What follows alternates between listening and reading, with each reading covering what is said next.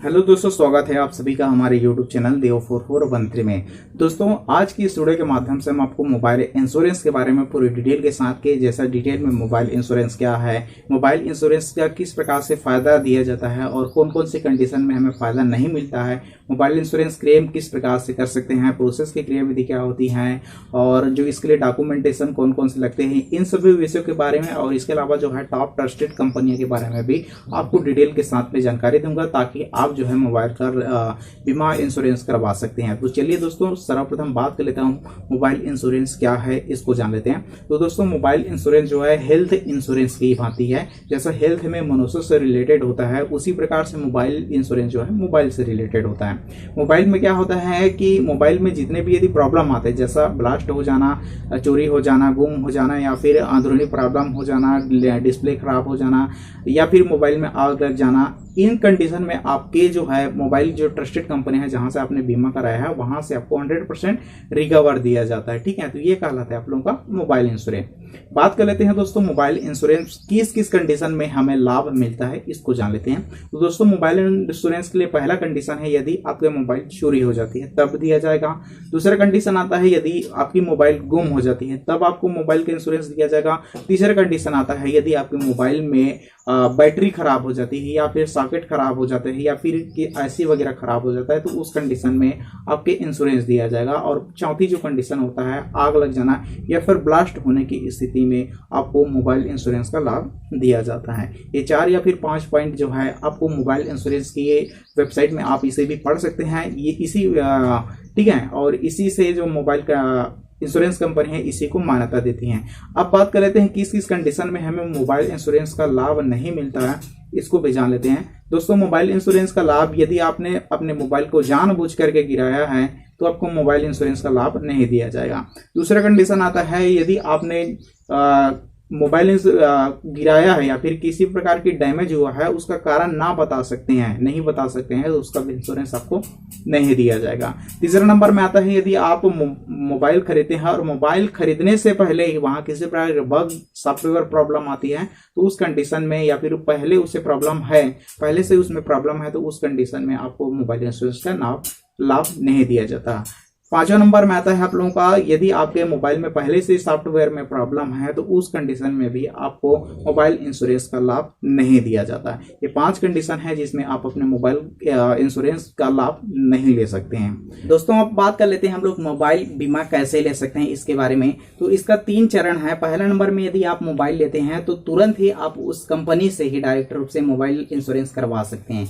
दूसरी कंडीशन आता है कि आप उस मोबाइल खरीदते हैं, उसके जो वेबसाइट है, जो बीमा कंपनी की वेबसाइट है, वहां जाकर के आप मोबाइल इंश्योरेंस ले सकते हैं। और तीसरा कंडीशन आता है कि आप जो है अपने मोबाइल को जिस भी वेबसाइट से खरीद रहे हैं वहां से जो है आप अपने साथ लिखा रहता है उस पोर्टल में कि आप अपना मोबाइल का इंश्योरेंस करवाना चाहते हैं कि नहीं, तो वहां से भी आप अपने मोबाइल का इंश्योरेंस कवर ले सकते हैं। अब बात कर लेते हैं दोस्तों, मोबाइल इंश्योरेंस का जो है किस प्रकार से हम क्लेम कर सकते हैं, इसको जान लेते हैं। दोस्तों, इसके बहुत सारे कंडीशन हैं, जैसे कि यदि आपकी मोबाइल गुम हो जाती है या फिर डैमेज हो जाती है तो उसको सबसे पहले मोबाइल इंश्योरेंस की वेबसाइट में जा करके आप जो है वहां से टोल फ्री नंबर में कॉल करके उसको बता सकते हैं। और उसके बाद में है क्लेम फॉर्म आता है, वहां से मोबाइल इंश्योरेंस कंपनी से क्लेम फॉर्म भर सकते हैं। ठीक है, ये 2 कंडीशन हो गया। और तीसरा जो कंडीशन आता है वो आता है आप लोगों का यदि चोरी हो जाता है। ठीक है, यदि आपके मोबाइल चोरी हो जाता है तो उस कंडीशन में आप मोबाइल पुलिस थाना में जाकर के FIR दर्ज कर सकते हैं, उसकी कॉपी लगेगी। ठीक है, यदि आपके मोबाइल में आग लगती है तो फायर सेफ्टी, ठीक है, फायर रिपोर्ट आपको देना पड़ेगा। और अंत में आ जाता है डैमेज होने पर, जैसा मोबाइल में यदि जैसा कि कहा जाए मोबाइल में डिस्प्ले खराब हो जाए, चार्जिंग सॉकेट खराब हो गया तो उसको आपको फोटो खींचना है, या फिर ब्लास्ट हो गया तो आपको फोटो खींच करके अपने मोबाइल पर रखना है। ठीक है, और तीसरा नंबर में है जो आता है ये आप इसे ऑनलाइन भी दे सकते हैं, ऑफलाइन भी दे सकते हैं, या फिर टोल फ्री नंबर पे कॉल करके, जो मोबाइल बीमा की कंपनियां होती हैं वहां पर टोल फ्री नंबर रहता है, उसमें कॉल करके भी आप जो है इसकी जानकारी उसे दे सकते हैं। बात कर लेते हैं दोस्तों, अब इसके लिए कौन कौन से जो जरूरी दस्तावेज है क्लेम करने के लिए, इसको पहले जान लेते हैं। तो दोस्तों, मोबाइल क्लेम करने के लिए कुछ दस्तावेज है, जैसा कि मोबाइल का असली बिल आपके पास होना चाहिए।